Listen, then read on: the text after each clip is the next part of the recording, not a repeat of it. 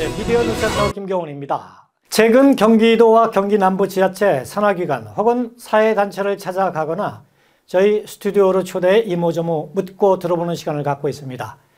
이번 시간에는 연임을 시작한 평택산업진흥원 이학주 원장님을 찾아가 임기도관 보여준 성과와 시행착오 그리고 미래의 비전을 들어봤습니다. 보실까요? 예, 이제 연임을 시작했는데 다시 한번 축하드립니다. 예, 감사합니다. 네. 예.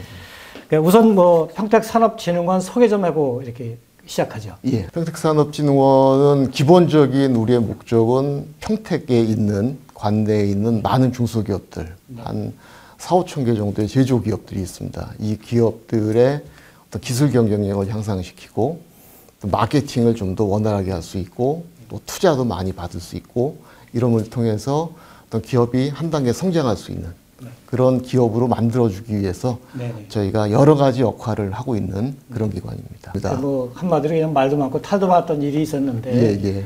그래서 일부 시민단체에서도 뭐 이렇게 연임을 좀 반대한다 이런 논평도 내고 했어요. 예. 정리부터 좀 하고 넘어가죠. 예. 하여튼 여러 가지 시행착오가 있었습니다. 네. 그 부분에 대해서는 제가 기관을 대표하는 입장에서 먼저 죄송하다는 말씀을 먼저 드리고 그런 부분이 이제 앞으로는 발생하지 않도록 해야겠다 이런 생각을 항상 하고 있습니다.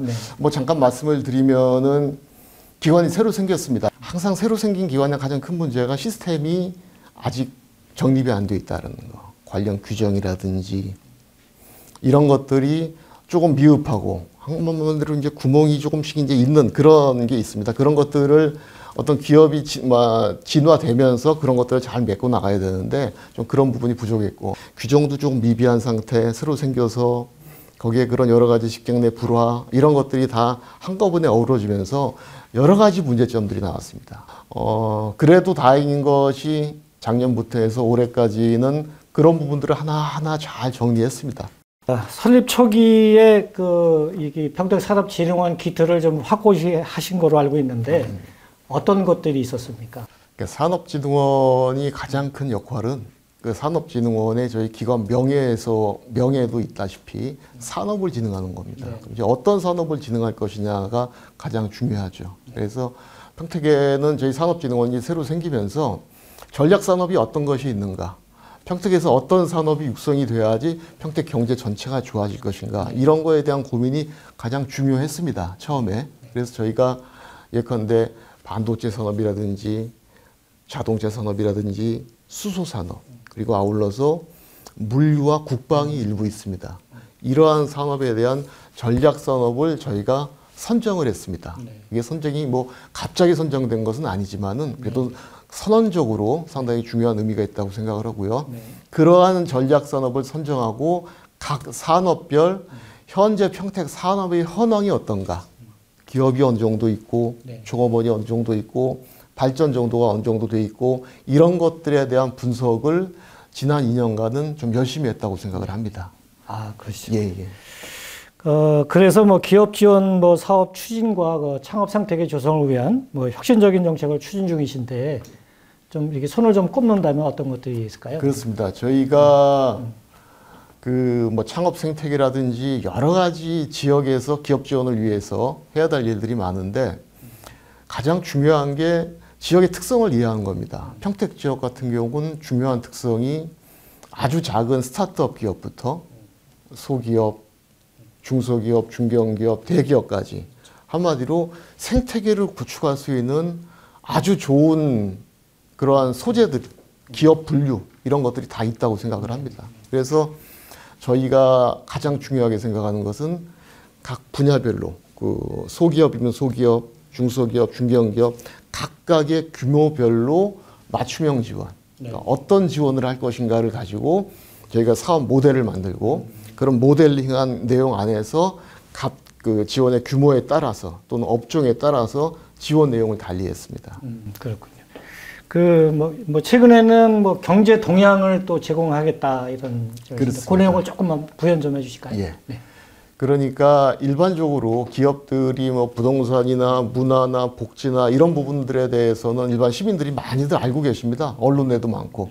이제 그럼에도 불구하고 경제 지표에 대해서는 실상 중요하지만 잘 모르시는 분들이 많습니다. 그래서 저희가 이번에 새롭게 만든 게 산업 통계 지표. 네. 그래서 산업 통계 지표에 대해서는 그 안에는 어떤 근로자라든지 또는 전체적인 종업원 수, 또 기업의 매출, 수출 수입액 이런 부분 전반에 대해서 평택을 중심으로 전국을 중심으로 하는 게 아니고 평택의 현재 산업 지표가 어느 정도인가에 대해서 저희가 그 다달이 자료를 만들고 있고, 물론 뭐 다달이 이게 그 체감하는 게 크지 않아서 저희가 한 3개월에 한 번 정도씩은 데이터를 저희 평택시 공식 유튜브를 통해서 저희가 SNS라든지 이런 걸 통해서 계속적으로 제공하고 있습니다. 아, 저희 뉴스거리가 많이 나오겠네요. 고맙습니다. 네네.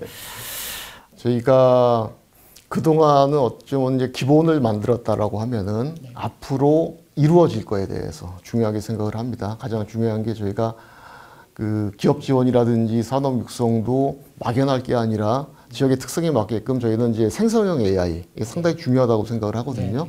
최근 들어서 가장 큰 화두입니다. 그래서 생성형 AI가 단순하게 일반인들이 생각하는 기본적인 것 이외에 산업에도 전반적으로 활용할 수 있도록 또 스타트업들도 많이 육성할 수 있도록 평택에 지정학적으로는 저희가 평택이 좀 수도권하고 멀다라는 문제가 있긴 있지만은 그런 문제보다는 이 생성형 AI 같은 경우에는 어떤 지정학적 문제보다는 사람의 문제가 크거든요.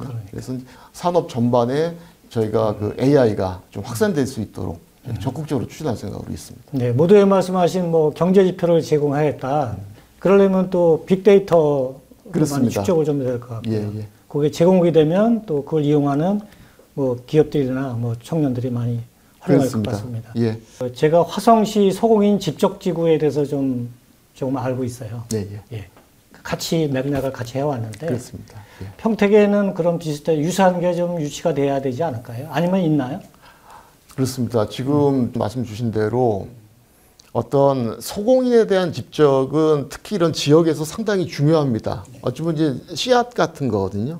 저희도 그 사업을 잘 알고 있고 올해는 좀 그 사업에 대해서 아직까지 저희가 새로 기업 뭐 인력이라든지 그런 것들이 좀 부족해서 내년도에는 꼭 소공인 특화 지원센터 사업을 이제 반드시 유치해서 이 평택에 있는 저희 이제 반도체 쪽을 생각을 하는데 그 반도체 관련된 소공인들이 좀 아주 효율적으로, 효과적으로 기업 활동을 할 수 있도록 저희가 적극 지원할 생각으로 있습니다. 아, 학교하고 또 연계가 좀 될 수도 있고요. 그렇습니다. 산학으로요? 저희가 평택대학교라든지 국제대학교, 한경대학교 이런 학교하고 산학을 정말 중요하게 생각하는 것도 특히 이런 산학에서 여러 교수님이라든지 연구진들이 소공인 중심으로 여러 가지 연구 결과를 좀 활용할 수 있는 그런 중요한 어떻게 보면은 그 기업의 생태계라고 생각을 하거든요. 그런 거 아주 중요하게 생각하고 있습니다. 네, 기대가 됩니다. 예.